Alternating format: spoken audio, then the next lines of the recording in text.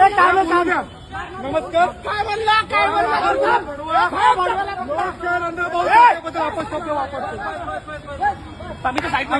आमच्या महापुरुषाचा कोणी अपमान करेल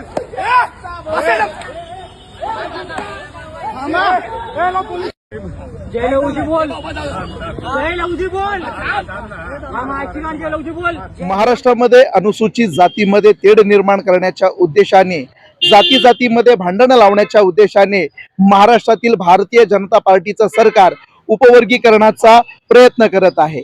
याचे पडसाद आता महाराष्ट्रामध्ये दिसू लागलेले आहेत. भीमराज सेनेचे राष्ट्रीय अध्यक्ष राजू थाटे यांना RSS मध्ये काम करणाऱ्या मांग समाजाच्या तरुणांनी गंभीर मारहाण केलेली आहे. त्यांच्यावर झालेल्या या भ्याड हल्ल्याचा सर्व स्तरातून निषेध होत आहे. आंबेडकरी चळवळीतील कार्यकर्ते अतिशय संतप्त झाले असून यावर तीव्र प्रतिक्रिया नोंदवत आहेत. आपण जाणून घेऊया आंबेडकरी चळवळीतील कार्यकर्त्यांच्या या प्रकरणावर काय प्रतिक्रिया आहेत. जय भीम, नमो बुद्धाय. मी अक्षय दिलीप आंबेडकर. जर राजू थट्ट्यांवरती जो हल्ला झालेला आहे, भ्याड हल्ला नाशिकमध्ये, तो अत्यंत दुर्दैवी हल्ला आहे. तुम्हाला अगर बोलायचंच आहे तर हे सगळे विचार बोलून सोडले जातील. एकमेकांवरती जाती जातीचं तेढ निर्माण करून आणि एकमेकांना मारून फक्त डोकी फुटतील.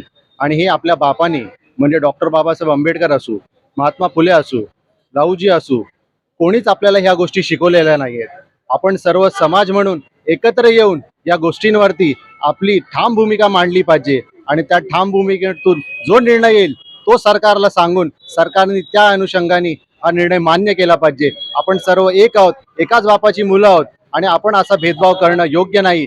आणि राजू थट्टेंवरती जो हमला केलेला आहे तो अत्यंत दुर्दैवी आहे. मी त्याचा तीव्र निषेध करतो आणि असा हल्ला परत तुम्ही नाही करावा अशी मी अपेक्षा करतो. नक्कीच पुढची भूमिका आम्ही नक्की स्पष्ट करू. पहिला पोलीस या संदर्भात काय भूमिका घेत आहेत त्याच्यावरती आमचं नजर आहे की त्यांनी काय भूमिका घेतली पाहिजे. आणि ती योग्य भूमिका घेतली तर आमचा काही प्रश्न येत नाही, आणि नाही घेतली तर आम्ही सज्जच आहोत त्याच्यासाठी. राजू थट्टेंच्या मागे आम्ही कायम नेहमी प्रमाणे उभे राहू. जय भीम, नमो बुद्धाय, जय संविधान. 2 दिवसापूर्वी नाशिकला जात असताना नाशिकला बैठक होती आणि त्या बैठकीला भीमसैनिक राजू थाटे, भीमसैनिक अशोकजी कांबळे आणि मीही नाशिकच्या त्या कार्यक्रमाला जाणार होतो, पण काही अडचणीमुळे मी जाऊ शकलो नाही. आणि तिथे जात असताना ठाण्याला नोळपाडा या ठिकाणी RSSचे आणि BJPचे दलाल, मी मातंग समाज बोलू शकत नाही, या लोकांनी राजू थाटेला एकटाच पकडून जो हल्ला केला त्याचा मी जाहीर निषेध करतो. स्वाभिमानी रिपब्लिकन पक्ष, युथ रिपब्लिकन आणि तमाम आंबेडकरी चळवळीच्या पक्षाच्या कार्यकर्त्यांच्या वतीने मी जाहीर निषेध करतो आणि त्यांना इशारा देऊ इच्छितो. साल्यांनो, आमच्या राजू भाऊला तुम्ही एकट्यात गाठून आमच्या वाघाला लांडग्यांनी मारण्याचा प्रयत्न केला, पण आम्ही तुम्हाला उत्तर देणार आहोत. तुमचं भांडण वैचारिक आहे, उपवर्गीकरणाचा विरोध आहे, तो असणारच आहे. पण मातंग समाज असेल, महार समाज असेल, ढोर समाज असेल, चर्मकार समाज असेल, आम्ही एक आहोत. आमच्या आपसात भांडणं लावू नका. तुम्ही कोण दलाल आहात, कोण RSSचे कोण आहात, ही सगळी माहिती आमच्याकडे आहे. आम्ही लवकरच पोलीस स्टेशनला आणि ठाण्याच्या कमिशनरला भेटणार आहोत आणि आम्ही त्यांना जाब विचारणार आहोत. गुन्हे दाखल केले आहेत, पण अजूनही त्या आरोपींना अटक केली नाही. एकटाच भेटून जर तुम्ही मारत असाल, साल्यानो, पॅन्थर स्टाईल मध्ये आम्ही तुमच्या नरडीचा गोट घेऊ. जातीवादी सरकार जातीमध्ये तेढ निर्माण करण्यात यशस्वी झाले समजायचं. यशस्वी झालेच आहेत. मनुवादी सरकार आहे, केंद्रात मनुवादी आहे, राज्यात मनुवादी आहे. आज बघताय दिल्लीमध्ये काय चाललंय. आज शिक्षणाच्या प्रश्नावर, शिक्षणाच्या व्यवस्थेवर एक सोनम वांगचूक उतरलेला आहे, उपोषणाला बसला, त्याला उचललं गेलं. अभिजित दिपके सारखा तरुणांना एकत्र करून आंदोलन करतोय. आज संसद भवनाकडे कूच केली आणि तिथे लाठीचार्ज झालाय. हा अन्याय आहे, हा मनुवाद आहे. यांना विरोधक नको आहेत.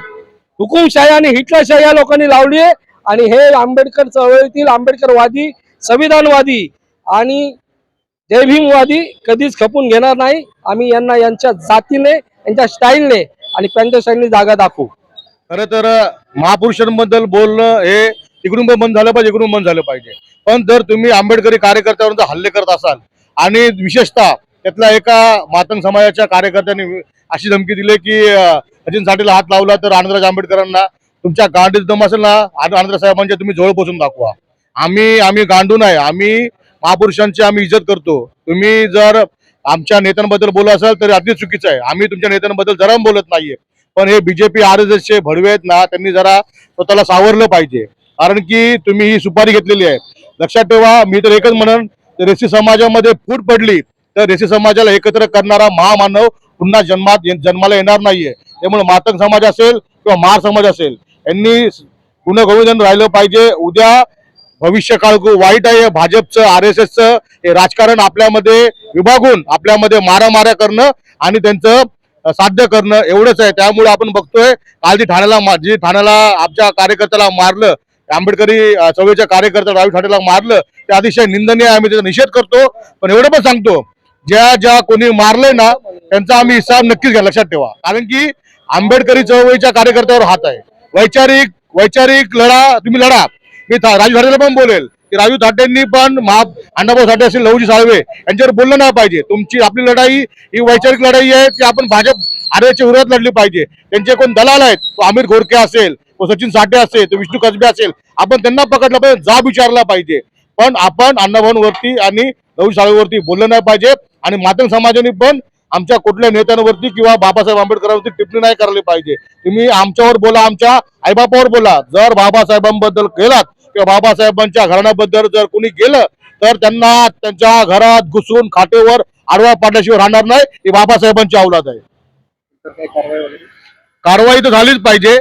पण जर कारवाई झाली नाही तर आंबेडकरी समाज आणि संपूर्ण सर्व पक्षीय तथा स्वाभिमानी रिपब्लिकन पक्षाच्या वतीने आम्ही ठाण्यामध्ये उग्र आंदोलन करणार आहे. प्रांतस्टाईल आम्ही आंदोलन करणार. या ठिकाणी सर्वांना क्रांतिकारक जय भीम. आणि आपण जो प्रश्न आम्हाला विचारलाय की राजू थाट्यांच्या बद्दल जो हल्ला केलाय, खरं तर आम्ही या ज्यांनी कोणी हल्ला केलेला आहे ती सर्व ही RSS आणि BJPचे दलाल आहेत. त्यांनी त्यांच्याकडून सुपारी घेऊन केलेलं आहे. मातंग समाजाला उपवर्गीकरणाचा विषय नको आहे, पण त्यातली काही लोक जी RSSला आणि BJPला खतपाणी होईल अशा प्रकारचे हे करतात. आणि म्हणून त्यांना आम्ही या दादर चैत्यभूमीच्या इथून त्यांना इशारा देतोय की आपण जर आमच्या राजू थाटे किंवा अनेक भीमसैनिकावर जर हल्ला करण्याचा प्रयत्न करत असाल तर तुम्हाला याद राखा, पॅन्थरच्या स्टाईलने उत्तर दिलं जाईल.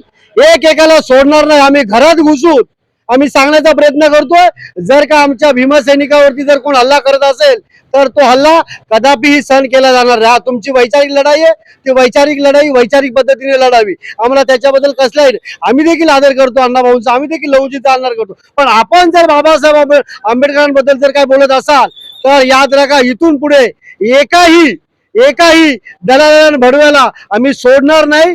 आणि मग पुढे काय परिणाम होतोय त्या परिणामाला आम्ही पुढे सामोरं जाण्यासाठी तयार आहोत.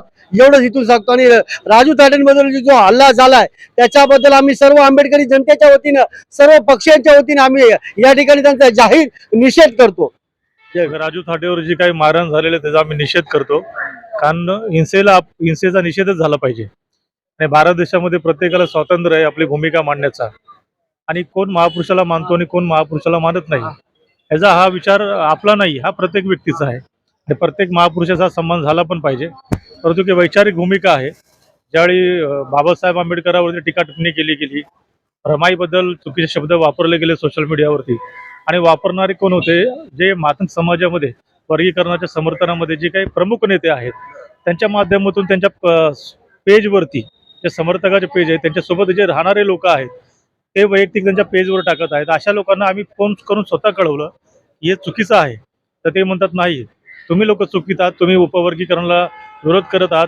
आज आनंदराज आंबेडकर साहेबांबद्दल चुकीचे शब्द बोललं जात आहे, अनेक नेत्याबद्दल बोललं जात आहे. मग अशा वेळी या साईडनी पण कोणीतरी बोलेल आणि ते राजू थाटे बोलले किंवा अनेक कोणी बोलत असेल, पण दोन्ही साईडनी बोलणाऱ्या लोकांना समर्थन करत नाही. परंतु मारहाण याचं उत्तर नाही. आपण भेटलं पाहिजे, चर्चा केली पाहिजे, सविस्तर सांगितलं पाहिजे किंवा एकमेकाला प्रश्न केले पाहिजे की नक्की काय करायचं आपल्याला.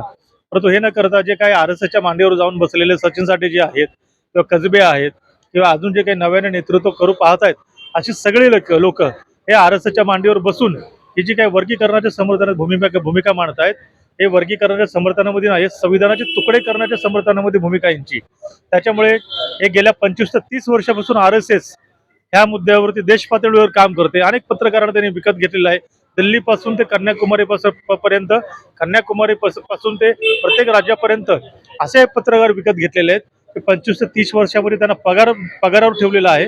आणि ह्या मातंग समाजामध्ये जाऊन, वाल्मिकी समाजामध्ये जाऊन, चर्मकार समाजामध्ये जाऊन, वेगवेगळ्या राज्यांमध्ये जाऊन त्यांना अशी भूमिका पटवून देत आहेत की जे बौद्ध आहेत किंवा चर्मकार UP-मध्ये जास्त संख्येने किंवा वेगळ्या राज्याकडून जास्त संख्येने यांना जास्त आरक्षण मिळालेलं आहे, यांना जास्त नोकऱ्या मिळालेल्या आहेत. आमची संख्या जास्त आहे. आमची संख्या जास्त असल्यामुळे पोरं शिकतायत, नोकरी भेटते. राजू खाटेंना ज्यांनी मारलेलं आहे त्यांच्या कारवाई करण्यासाठी काय केलं पाहिजे? बघा, आम्ही सगळे स्वतः गेलो. FIR झालेला आहे. FIR झाल्यानंतर पोलिसाचं काम आहे त्यांना अटक करणं, त्यांना शोधणं, त्यांचे कॉल डिटेल्स चेक करणं. कारण सचिन साठेंचा त्यांना कॉल गेला होता राजू साठेंना मारण्याच्या अगोदर. सचिन साठेंनी स्वतः मान्य केलं माझ्यावर फोनवरती की मला कॉल आला होता 2-3 तासा अगोदर. ते बोलले मी मारणार आहे. सुराडकर नावाचे तिथं मातंग समाजाचा नेता आहे, त्यांचा मुलाचा फोन गेला होता. त्यांनी सांगितलं की असं काय करू नका.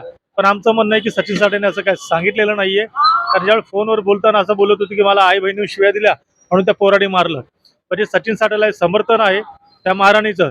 सचिन साठेने जे मारायला सांगितलेलं आहे. आणि त्या ठाण्यामध्येच का, तर एकनाथ शिंदेच्या सगळ्यात जवळचा माणूस कोण आहे? हा सचिन साठे आहे. म्हणजे ठाण्यामध्ये मारलं तर पोलीस यंत्रणा काही करणार नाही.